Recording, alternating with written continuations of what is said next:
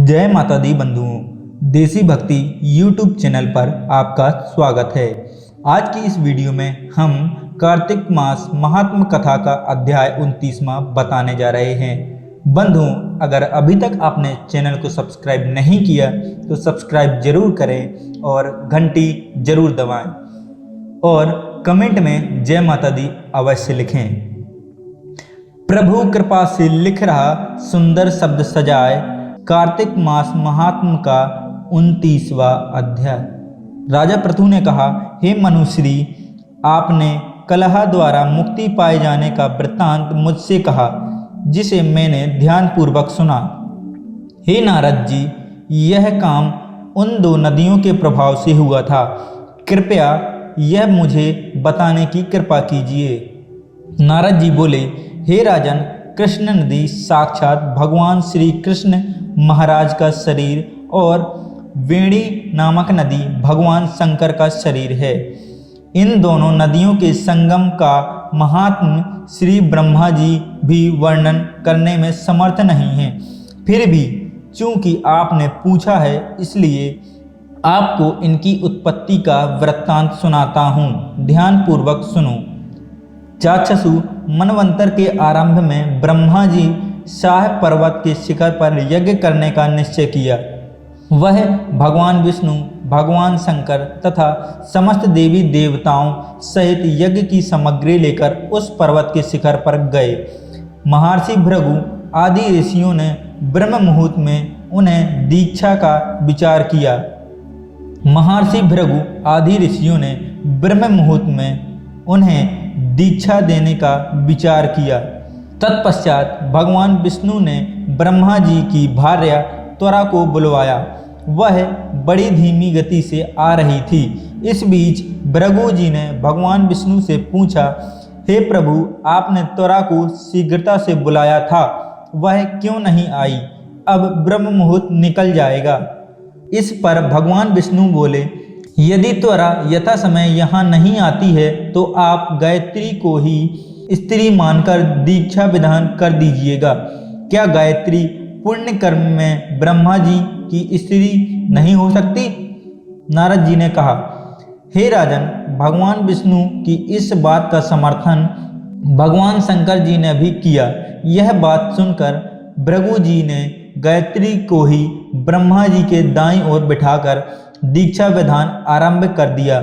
जिस समय ऋषिमंडल गायत्री को दीक्षा देने लगा, उसी समय त्वरा भी यज्ञ मंडल में आ पहुंची।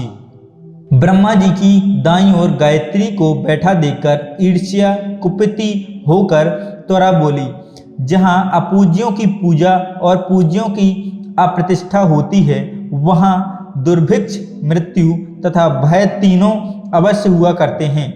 यह गायत्री ब्रह्मा जी की दाईं ओर मेरे स्थान पर विराजमान है, इसलिए यह अदृश्य बनने वाली नदी होगी।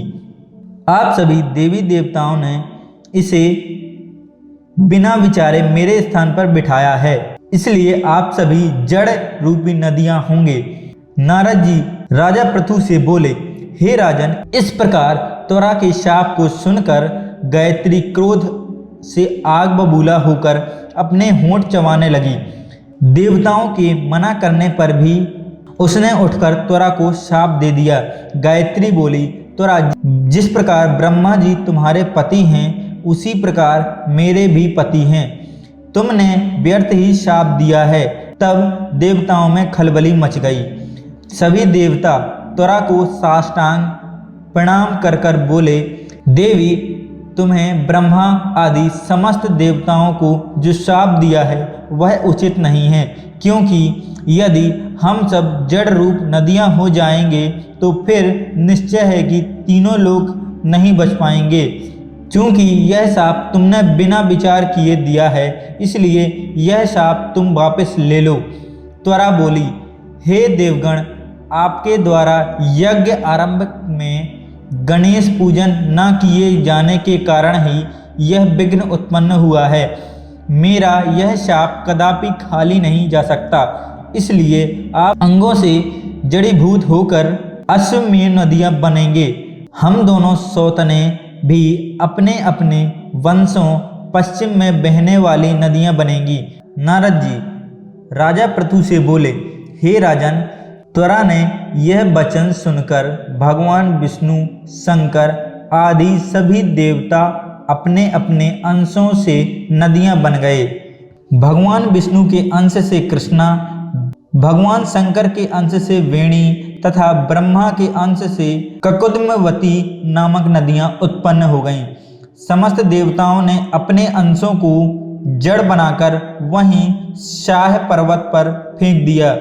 फिर उन लोगों के अंश पृथक पृथक नदियों के रूप में बहने लगे। देवताओं के अंशों से शास्त्रों की संख्या में पश्चिम की ओर बहने वाली नदियां उत्पन्न हो गईं। गायत्री और त्वरा दोनों पश्चिम की ओर बहने वाली नदियां होकर एक साथ बहने लगीं। उन दोनों का नाम सावित्री पड़ा। ब्रह्मा जी ने यज्ञ स्थान पर भगवान विष्णु तथा भगवान शंकर की स्थापना की। दोनों देवता महाबल तथा अतिबल के नाम से प्रसिद्ध हुए। हे राजन, कृष्ण और वेणी नदी की उत्पत्ति का यह वर्णन जो भी मनुष्य सुनेगा या सुनाएगा, उसे नदियों के दर्शन और स्नान का फल प्राप्त होगा।